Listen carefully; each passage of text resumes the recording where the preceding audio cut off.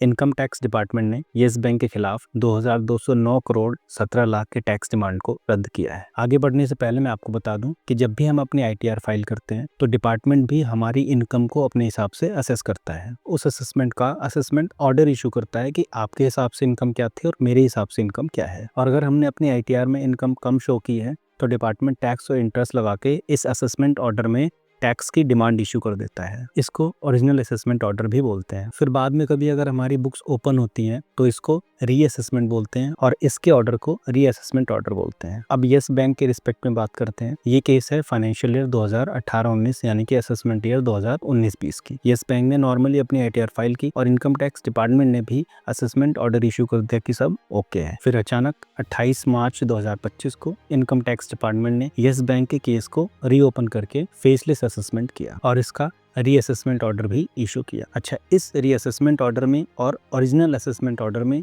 कोई फर्क नहीं था। मतलब इनकम सेम थी जो आईटीआर में थी, जो ओरिजिनल असेसमेंट ऑर्डर में थी और जो कि रीअसेसमेंट ऑर्डर में भी है। इसके बावजूद भी इनकम टैक्स डिपार्टमेंट ने इस रीअसेसमेंट ऑर्डर में इंटरेस्ट वगैरह मिला के 2209 करोड़ और 17 लाख की डिमांड निकाल दी और बोला कि इसको पे करो। फिर येस बैंक ने भी इसके खिलाफ अपील फाइल किया कि ये तो बेसलेस असेसमेंट ऑर्डर है। जब ओरिजिनल असेसमेंट और रीअसेसमेंट में कोई फर्क ही नहीं है तो मैं किस चीज का क्या पे करूं। तो येस बैंक की अपील को कंसीडर करते हुए जुरिसडिक्शनल असेसिंग ऑफिसर ने 24 अप्रैल 2025 को इस रीअसेसमेंट ऑर्डर को विड्रॉ किया और डिमांड को निल किया।